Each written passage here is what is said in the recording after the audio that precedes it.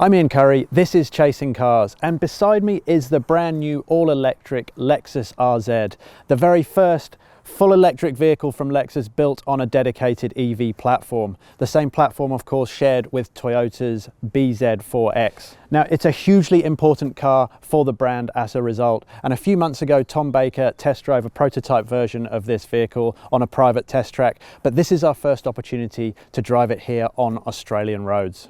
This mid-size SUV is being offered in two grades, the 450e Luxury and this vehicle beside me, which is the range-topping 450e Sports Luxury.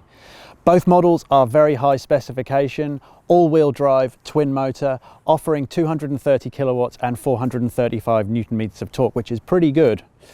But there is the price to match. The entry-level vehicle is $123,000 and this one here is $135,000 before on-roads. Now that puts it at the same sort of cost as the Mercedes-Benz EQC 400 and the Genesis GV70 electrified, but makes it considerably more expensive than something like a BMW iX3 or, of course, the one that must be mentioned, the Tesla Model Y Performance. That just at $95,000, considerably cheaper than this car. But of course it's a Lexus and Lexus buyers will be looking for different things. I'll be giving you a look around the outside of the new RZ. I'll be showing you the inside. We'll have a good poke around there, look at some of the cool features, and then we're going to take it on some of the best driving roads here in a very cold South Australia in the Adelaide Hills. Now, Lexus assures us its electric vehicles are going to be engaging to drive, so this will be a very stern test indeed. Okay, let's take a look.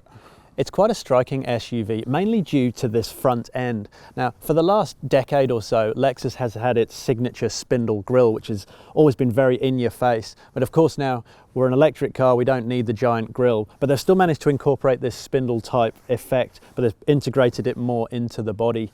This nice black panel here and LED lights with the L-shaped daytime running light above it. It's a good looking thing. I quite like the front end of it, and it's certainly less in your face than Lexus's of old with the big chrome face. The Sports Luxury version, it runs on 20-inch wheels, whereas the lesser luxury, it just runs on 18s. And as we're seeing so many times now with SUVs, especially electric ones, we're getting a coupe slanting back roof. The drag coefficient 0.29, not terrible, but not exceptional either. But also, if you notice these little pointy things at the top of the roof, they're there for aerodynamics as well. I've just popped the bonnet on the new RZ, and unfortunately there's no frunk to be found in here. Everything's jam-packed full of electric gubbins. So unlike certain rivals which will have a front end frunk just for extra storage, unfortunately it's absent here in the Lexus. One thing I want to show you is the door handles on this Lexus. Now, a few people have complained about the operation of these, but I think they're fantastic. Instead of pulling the door handle, there's just a little touch pad in there, which I just tap and it pulls it open without me having to actually pull the handle. And then inside, also a little button just to open it from when you're in there. Really nice little function. And I'm quite a fan of the back end of this new RZ actually. It's reasonably simple, reasonably wide rear arches, give it quite a muscular look. But I like these touches, the roof fins that I mentioned before, they look quite cool. And this little spoiler as well, it adds a nice little touch. But of course, as we're getting to see more and more with modern cars, giant LED light strip running the width of the vehicle, and I'm a big fan of Lexus's font here, the lettering as opposed to the badging. The RZ's long wheelbase of 2,850 millimeters really does help with some of the cabin packaging, especially here in the boot. We've got a pretty large 522 litre volume in here and a really large aperture. That's fantastic. And you notice for an SUV, that's actually a low load space as well. So it should make getting your stuff in very simple. The rear seats fold 60/40 split fold just on those clips at the top. That gives an even larger room, of course. Now you do have some extra storage as well, just underneath the boot floor. But there are your charging cables in there, and also, quite amusingly, your owner's manual books, because as you'll see inside, there isn't actually a glove box in this car. So that's where they're stored as well. So in line with this being its first dedicated platform electric vehicle, Lexus has decided to offer it as a fully non-leather interior vehicle, or a vegan leather interior. And that means if you want the full moo, the proper leather, it's not available on this car. Now, in this sports luxury grade, these seats actually work really well. It's called Ultra-suede, and it feels really beautifully soft, high quality, comfortable seats as well. And especially through this door, that's a real classy feeling bit of trim there. The top bit perhaps not so much, but interesting, if you get into the lesser luxury model, the doors are much more simple and not as classy feeling, not as Lexus-y feeling. So this one, if you're spending that extra $12,000, $13,000, you really do feel it when you get inside the cabin. The rest as well is pretty classy. The center console here, this has a lovely, almost fake ash trim. And for the first time also on a Lexus, they have a rotary dial for gear shift selection. You just push this down and that gets that going like that. Also, another very cool feature I have to show you is the roof in this car. This is only available on the Sports Luxury, where I just tap this little button here and it goes from clear to opaque. Very cool function. As you'd expect, it's rich with lots of luxury inside this vehicle. I've got heated and ventilated seats, heated steering wheel, what Lexus calls radiant heating for our footwell area that keeps your legs cozy and warm, electric adjustment everywhere for these seats, and memory seats as well. We've got 3 different settings for our memory seats. In front of me, I have a full digital dashboard, a head-up display, which is operated through little swipe pads here on my steering wheel. And having tested it on quite a few vehicles, it is perhaps a little bit overly fussy. I've got quite a lot going through my head-up display and it's easy to make mistakes, especially when you're on the road. So these little swipe panels are a bit touch and go. We've also found it a bit touch and go with the Hey Lexus voice activation system as well. It's not always picked up all of our instructions. What is worthy of praise is this giant 14-inch central screen. Lots of stuff goes through here, of course, and you have wireless Apple CarPlay and wired Android Auto. And a real blessing is our climate control still has physical knobs. Lexus obviously has been listening to customers, listening to motoring journalists perhaps, and making sure we're still able just to use our ventilation through these proper knobs. From a storage point of view, I'm quite impressed here. This giant center console gives us 2 massive cup holders, giant space up front, wireless charging here, and I really like this central bin that just opens both ways as well. Get your bottles into the doors. If I'm being fussy, it's plastic bottomed in there. I'd much rather a bit of carpet or rubber just to make that a little bit nicer, but you do get lovely carpet mats in this vehicle as well. One thing I must address, if you watched Tom Baker's review of the prototype of this car, he got to use a yoke instead of a steering wheel. Now, unfortunately, we're not able to get the yoke apparently just yet on these RZs. It's maybe 12 to 18 months away, which is disappointing. I was really looking forward to having a go with it, and it would be a real point of difference for this car. So it's watch this space. Maybe the yoke will be available on this car a little bit later, but I have been warned, don't expect that to be very cheap. As you'd expect, it is really plush in the back of this RZ Sports Luxury. And one thing I'm really getting to appreciate now is this Ultra-suede. It feels superb through the doors and on these rear seats. Really, really nice feel to them. And I really like this blue color as well. I think that lifts the cabin very, very nicely indeed. In terms of rear space here, I'm 6 foot tall, and as you can see, I've got loads of headroom above me. My leg room's also very, very good. It's just the toe room that lets the side down a little bit. I think the slightly higher floor, because of the battery pack underneath, that's just squeezing my toes into the seat in front.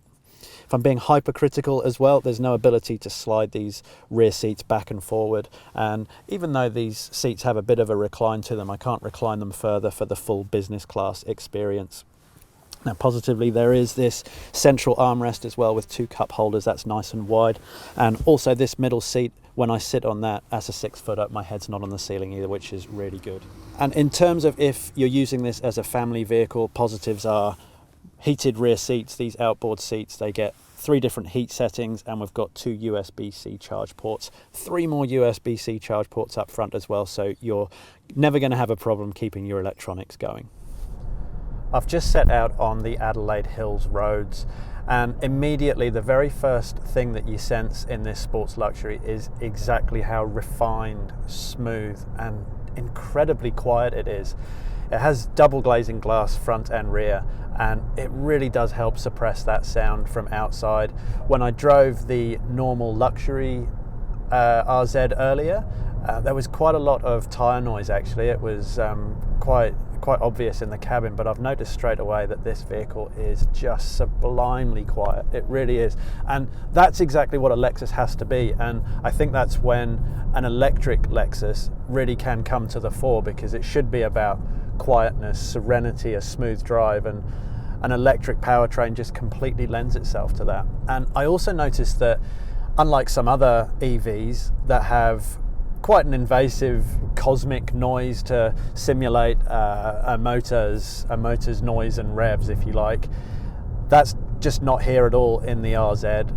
I know you can turn it off on a lot of other EVs, but it seems as though Lexus has just gone for the pure, smooth, quiet sound, and it works really well with the manner of this car and exactly what it should be. For the price of this car, I'm actually surprised it doesn't come with adjustable dampers, but in reality I don't feel it needs it. It seems to be soaking up these bumps incredibly well, and when I throw it into a corner, even just a little corner like that, you can feel that it's beautifully balanced actually. It's surprisingly good. And one thing that stands out, I've driven a lot of electric vehicles and some very heavy electric vehicles, and this RZ's only, I say only, it's 2,100 kilograms, which is still a very heavy car. But for an EV, because a lot of that weight is so low down, very low center of gravity, it actually really helps the drivability of this car. It's more agile than most EV SUVs, it really is, except when it understeers like that. So there's still limitations, of course, and you've still got to be gentle through some of these corners. And as much as Lexus wants to promote driving joy and a dynamic drive for its electric vehicles, making sure they're engaging, I still think a Lexus has to have luxury and smoothness at its core, and I'm definitely getting the feeling of that with this sports luxury version. It really is smoothly soaking up these bumps and just really absorbing road imperfections as it should. Even for a mid-size SUV, it doesn't feel terribly cumbersome in these corners, and I think that is a major part to it not being too heavy. The facts and figures actually really startled me when I compared this vehicle to a Mercedes-Benz EQC 400. It's actually 400 kilograms lighter. That's a huge amount. So understandably it feels a little bit more agile in corners. Not, of course, not anything like a sports car or anything. You don't want to fling this around too much, but it certainly changes direction at reasonable pace, and you can have a bit of fun on some twisty roads as long as you keep things sensible. As I mentioned in my introduction, this vehicle is twin motor, all-wheel drive. Now, it's very different, the front motor and the rear motor, in terms of how much power they have. Up front, we've got a 150 kilowatt motor, and the back is significantly smaller, well, less powerful, with 80 kilowatts. Combined for 230 kilowatts and 435 newton meters, it's a really good combo. There's certainly plenty of power and potential performance there, but it's interesting how much more power is directed through the front wheels. Now, it is a very clever system though. I've been told when we're cornering, it will send more bias to the rear, and there is the availability to shift power to each individual wheel depending on your speed, your angle of attack, your steering, all the clever electronics that go ahead with that to give a nice dynamic ride. And in the main, I can't feel a great deal of it working when and where, but it is offering a very smooth and reasonably safe and confident ride, and of course very, very important for this sort of vehicle. On the torque side of things, 435 newton meters, that's a hell of a lot, and instantly on tap as soon as I tap the throttle. And it's part of Lexus's Direct 4 all-wheel drive system, as it's called. That really helps distribute the rather impressive 435 newton meters on tap in this vehicle, and that's also able to distribute where it sees fit through the front wheels, through the rear wheels individually, to make for the safest, most agile ride. And I must say, when it comes to response, as we've come to expect with EVs, and especially in this case, it just takes a tiny prod on the throttle and you're zoomed forward.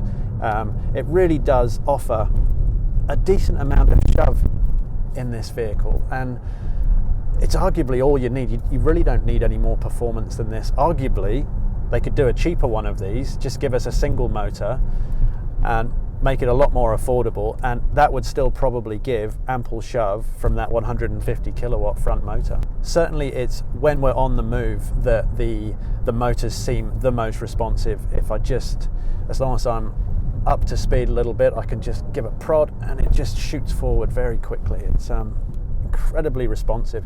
From standstill, it doesn't feel quite as quick off the mark actually, certainly for a car with on paper statistics of 0 to 100 kilometers an hour in 5.3 seconds. I mean, that's faster than practically any hot hatch you can think of. It doesn't pin you to your seat, certainly not in the manner of something like a Tesla Model Y Performance, but certainly, as I mentioned, when you're up to speed, you can just prod on the throttle and instant response, instant torque response, and very smooth, really well refined setup Lexus has achieved here. I've got 4 different levels of regeneration in the RZ as well, and none of them is particularly strong, which I think's a deliberate ploy by Lexus to make sure it remains quite a smooth ride. There's nothing too aggressive or vulgar, so when you're cruising in town, which is when I actually quite like strong regeneration and come to a stop completely without using the brake pedal, but it's not available on the RZ. So even in maximum regen, I'm in maximum regen now, but when I lift off the throttle, I can barely feel it working. It's starting to slow down a bit more now. So it's probably fair to say that it's a very well calibrated system, but it's probably not harvesting as much energy back to the battery as it could if there was stronger regen. I want to talk about the experiences that Lexus offers and some of the goodies that they throw in that maybe separates it a little bit from its prestige rivals. For starters, if you buy this RZ, you get a 3-year free subscription to the ChargeFox public fast charging network, which is great when they're working. They also throw in a complimentary 7 kilowatt wall box charger for your home, which they'll cover the installation cost of that as well. And if you pay a bit more money and you've got 3-phase power at home, you can upgrade that to an 11 kilowatt wall box to make your charge times even less. And if you buy this vehicle, you get entry into Lexus's Encore Platinum service, which is really worth having. It's an incredible thing, especially if you own an electric vehicle. One of the key elements is you get the opportunity over your subscription, 3-year subscription, is to borrow 4 different Lexus vehicles, any one that you choose, up to 8 days. So for example, if you own this electric vehicle but you plan on having a pretty major road trip where you'd rather have the assuredness of a petrol vehicle, you can just book that petrol vehicle for the 8 days holiday that you want and leave the electric vehicle here.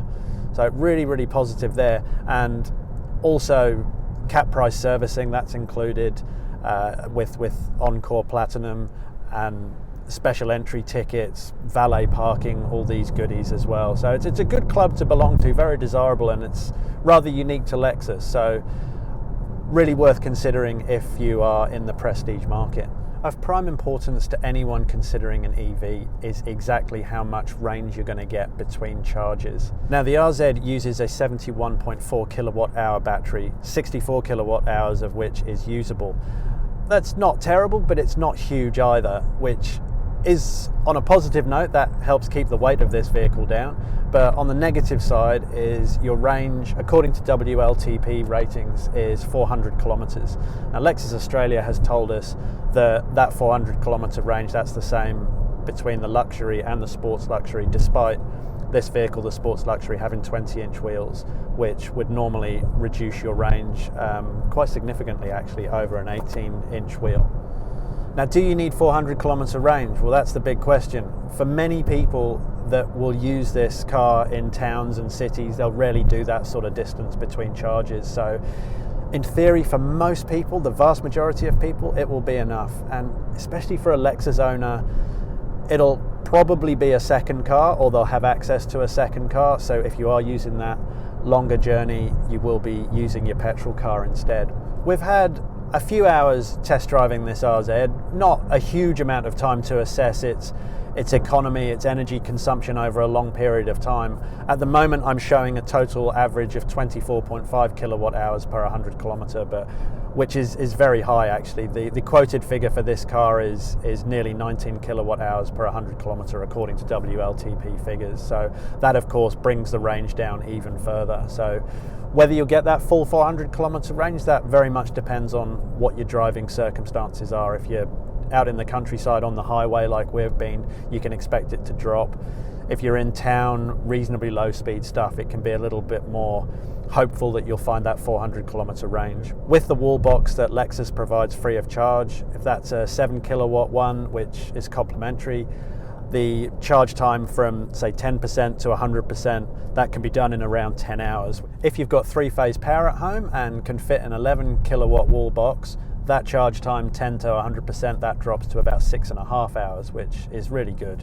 Even though the entry-level luxury model shares the same drivetrain with this sports luxury, it does feel like this is the better car despite being a fair whack more expensive. It just feels more luxuriously Lexus in the traditional sense. I think having things like the double glazing glass, this ultra-suede interior feels much more premium than you get in the luxury. Whereas, you know, the luxury's not terrible, it just doesn't feel like it's worth its $123,000 entry fee. This one still feels a lot of money at $135,000, especially as that sort of money is getting you into a larger electric BMW iX, so real strong competition there. So yeah, while it doesn't feel perhaps the best value vehicle in the world, you're not going to be that disappointed driving around in especially this sports luxury. It really is a sublime thing. It's just gonna cost you. It really will cost you. So that's our first taste of Lexus's new RZ, its first vehicle based solely on a dedicated electric platform. And there's been some really good takeaways from it. It's luxurious, it drives in a Lexus-like smooth manner as you'd come to expect, and is dynamically engaging to a point. Its lightweight nature, being 2,100 kilograms, is less than many electric vehicles, so that's a real positive. Perhaps the range will be a sticking point for some at 400 kilometers, and that's on a good day. You might see less than that in the real world. That will be a problem for some. But for the many good points of the Lexus RZ, perhaps the biggest problem might be the price. This sports luxury version, of course, $135,000 before on-roads, and it does seem quite dear. It may be at the same price as Mercedes EQC 400, but it has to be seen against competition such as the BMW iX3, which is $105,000, and the Tesla Model Y Performance at $95,000. Big price difference there. So I'd love to know your thoughts on the new Lexus RZ. Please leave your comments in the section below. And as ever, thank you very much for watching Chasing Cars.